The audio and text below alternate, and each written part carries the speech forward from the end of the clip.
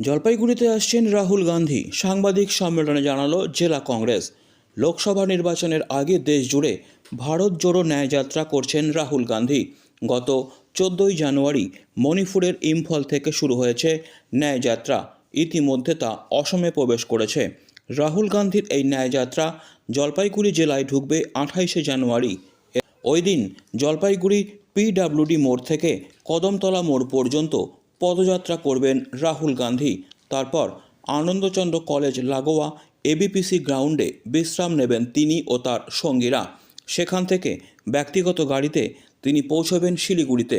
রাহুল গান্ধীর ন্যায়যাত্রা নিয়ে রবিবার বিকেলে জলপাইগুড়ির থানা মোড়ে অবস্থিত জাতীয় কংগ্রেস কার্যালয় রাজীব ভবনে সাংবাদিক সম্মেলন করল জলপাইগুড়ি জেলা কংগ্রেস কমিটি।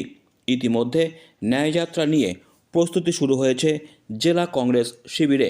এদিনের এই সাংবাদিক সম্মেলনে উপস্থিত ছিলেন জলপাইগুড়ি জেলা কংগ্রেসের সভাপতি পিনাকি সেনগুপ্ত সহ অন্যান্য কংগ্রেস নেতৃত্ব।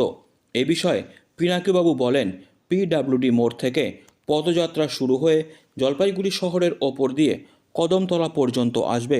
কদমতলায় বক্তব্য রাখবেন রাহুল গান্ধী। এরপর কদমতলা থেকে গাড়িতে করে এবিপিসি গ্রাউন্ডে এসে বিশ্রাম নেবেন।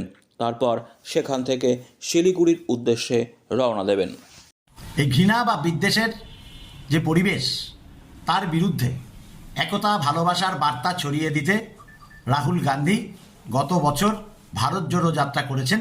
দক্ষিণ থেকে উত্তর প্রায় 4000 কিলোমিটার রাস্তা। বর্তমানে 2024-এর 14ই জানুয়ারি থেকে মণিপুর থেকে শুরু করে আবার শুরু হয়েছে ভারত জোড়ো ন্যায় যাত্রা। মহিলাদের সুরক্ষার ন্যায়, বেকারদের কর্মসংস্থানের ন্যায়, মানুষের যে প্রকৃত পরিকাঠামোগত উন্নয়নের সুবিধা লাভ করার ব্যাপার থাকে একটা সরকারের কাছ থেকে, তার ন্যায়, মানুষের রুটি রুজির ন্যায়, মানুষের মধ্যে বিভেদ সৃষ্টির বিরুদ্ধের ন্যায়, আমরা সমস্ত রকম অন্যায়ের বিরুদ্ধে এই ন্যায়যাত্রায় সামিল হতে যাচ্ছি এবং আগামী 28 তারিখ এই ন্যায়যাত্রা জলপাইগুড়ি জেলাতে প্রবেশ করছে।